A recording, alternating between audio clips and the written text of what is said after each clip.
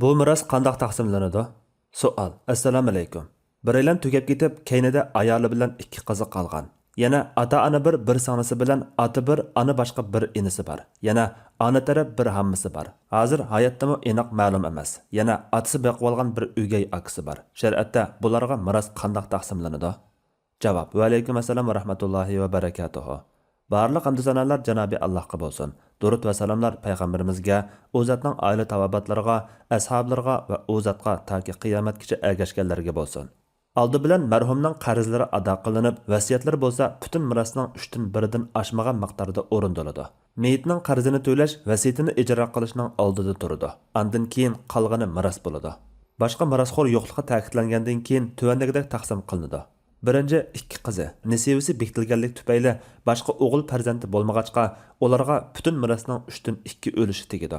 Alloh taolo dediki, Allah balalaringlarga tegadigan miros haqida sizlarga tavsiya qiladi-ki, bir o'g'il balaga ikki qizning nesivisi tegadi. Agar o'g'illar bo'lmay 2 dan ko'p qizi bo'lsa, ularga otasi qoldirgan mirosning 3dan 2si tegadi. Nisa surasi 11-oyat. Ikkinchi ayoli nesivisi bekitilganlik tufayli uningga butun mirosning 8dan 1 o'lish tegadi. Alloh taolo dediki, agar balalaringlar bo'lsa, ayollaringlarga sizlar qoldirgan mirosning 8dan 1 o'lish tegadi. Bu taqsimot meyitning vasiyati o'rinlangan yoki qarzi to'lanib bo'lgandan keyin ilib beriladi. Nisa surasi 12-oyat. 3. Meyitning dada bir, ona bir hamshirisi butun mirosning yuqoriqilardan oshgan qismini oladi. Chunki meyitning dada bir, ona bir hamshirisi meyitning ikki qizi bilan asibga aylanib, meyitning qizlari nesibasini elib bo'lgandan keyin eshib qolgan mirosni oladi. Buningda barliq olimlar ittifoq. Buningga o'xshagan ahvollarda payg'ambar sallallohu alayhi vasallam eshib qolgani hamshirisiga tegadi deb hukm qilgan.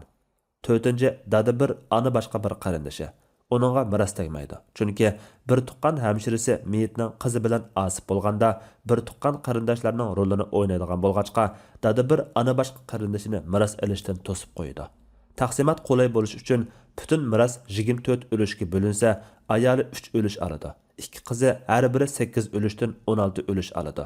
Hamshirisi qolgan 5 o'lishni oladi. Askartish. O'gay akasi meyitning mirosxo'rlari qatoridan bo'lmag'achqa, uningga miros tegmaydi. Yana meyitning ona taraf hammasi xola hayot bo'lsin yoki bo'lmasin baribir. Chunki yuqorqi farz egalari va asaba bo'lmish mirosxo'rlar bor ahvolda zavil arham qatoridan sanaladigan ona taraf hammasiga miros tegmaydi. To'g'risini Alloh bilir. Fatvoda doktor Abdul Aziz rahmatulloh. Fatvolar majmuasi 3-tom.